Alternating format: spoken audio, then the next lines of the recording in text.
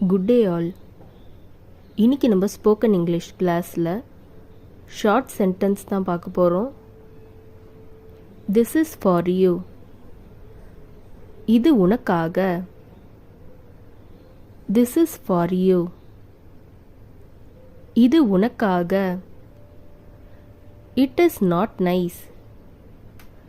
இது நல்லா இல்லை. It is not nice. இது நல்லா இல்ல. You do that one. நீ அதை செய்.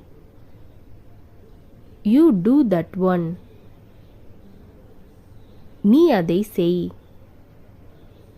Why do you ask? ஏன் கேக்குற? Why do you ask? ஏன் கேக்குற?